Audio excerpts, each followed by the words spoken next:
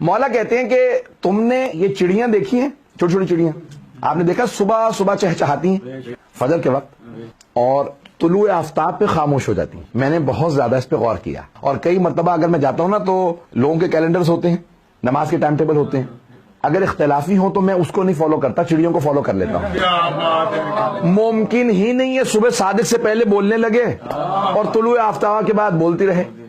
شروع ہی صبح صادق پہ اول فجر سے شروع کرتی ہے. پتہ نہیں لوگ ہے یا نہیں ہے، پتہ نہیں لوگ ہیں یا نہیں ہے. انسان غلطی کر جاتا ہے، یہ چڑیاں غلطی نہیں کرتی. اب مولا فرماتے ہیں کہ بھئی کسی نے سوال کیا تھا، کچھ پوچھا کہ یا علی یہ اتنی عبادت کیوں؟ کہ تم نے چڑیوں کو نہیں دیکھا؟ رات میں آندھی چلتی ہے، طوفان آتا ہے، ان کے گھونسلے تنکوں کے ہوتے ہیں، اڑ جاتے ہیں. اسی آندھی طوفان سے گھونسلے ٹوٹ جاتے ہیں، تنکے اڑ جاتے ہیں. اور جانتی ہیں آندھی اللہ نے چلائی تھی، لیکن فجر پہ کبھی یہ نہیں کہتی اب کیوں تیری عبادت کروں، اب کیوں تیری عبادت کروں، رات تو نے میرا گھر تو گرا دیا. مولا کہتے ہیں رات میں ابھی تازہ تازہ گھر اجڑا ہوتا ہے، صبح صادق ہوتے ہی تسبیح پھر شروع کر دیتی ہے. کہتی ہے تمام تعریفیں اس خدا کی، کہ پھر دوبارہ ہم شروع کر دیتی ہے، شکوہ نہیں کرتی. اللہ اکبر. مولا کہتے ہیں جانور ہوتے ہوئے، پرندہ ہوتے ہوئے شکوہ نہیں کرتی، فوراً تسبیح شروع کر دیتی ہے.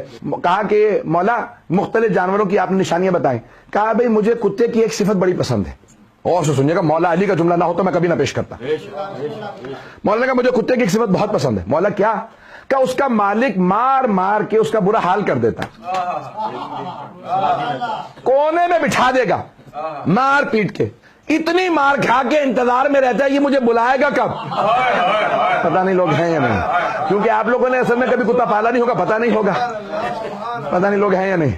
مولا فرماتے ہیں جتنا مرضی مالک مار لے انتظار میں ہوتا ہے یہ بلائے گا کب، اور ایک اشارہ کر دے مالک آ جا تو فوراً آ جاتا ہے، پاؤں میں لوٹنے لگتا. یہ نہیں کہتا ابھی تو نے اتنا مارا تھا. مولا کہتے ہیں اللہ کو وہی بندہ پسند ہے جسے اللہ پریشانی بھیجے شکوہ نہ کرے کہ پروردگارہ تو نے دیا تھا، تو نے لیا.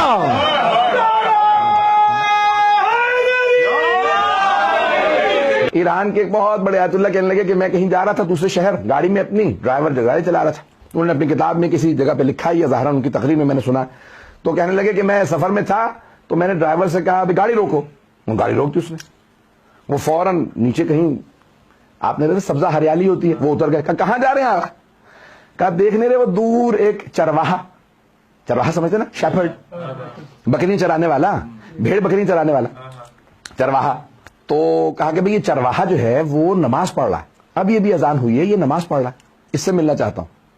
دوڑتے ہوئے نیچے اترے گئے، پوچھا بھئی یہ ابھی اذان ہوئی ہے تم نے فوراً نماز شروع کر دی، اول وقت نماز کیسے سیکھی؟ دیکھا کہ چرواہا بالکل ان پڑھ ہے، الٹریٹ ہے، لکھنا پڑھنا نہیں، کچھ بھی نہیں جانتا، عالم فاضل نہیں تھا، سادہ سا آدمی، گاؤں کا دیہاتی. کہا یہ میں نے اپنی بکریوں سے سیکھا. توجہ، کہ اپنی بھیڑ بکریوں سے میں نے اول وقت نماز سیکھی ہے. کہ بھیڑ بکریوں سے کیسے سیکھی؟ اذان ابھی ہوئی ہے تم فوراً کھڑے ہو گئے. اب ہمیں تو لوگ کیا کچھ ٹائٹل دیتے ہیں، تو میں تو ابھی موٹر وے پہ سفر کر رہا تھا، تمہیں دیکھ کے فوراً گاڑی رکوائی. کیسے اس سخت گرمی کے اندر تم یہاں کھڑے نماز پڑھ رہے ہو؟ کہا آغا جب رات ہوتی ہے نا، شام ہو جاتی ہے تو میں ایک آواز دیتا ہوں، سیٹی بجاتا ہوں، میری بھیڑ بکریوں کو پہچانے یہ مالک ہے. میری ایک آواز پہ ساری بھیڑ بکریاں آ جاتی ہیں. کوئی یہ نہیں کہتی ارے آج تو میں نے گھاس نہیں چرا، کوئی یہ نہیں کہتے میں نے تو پانی پوری طرح نہیں پیا تھا، میں تو آج بیمار تھی. کیا ساری بھیڑ بکریاں ایک میری آواز پہ آ جاتی ہیں؟ ارے یہ جانور مجھ ناقص کی ایک آواز پہ آ جائے اور خالق ہے حی علی الصلاۃ.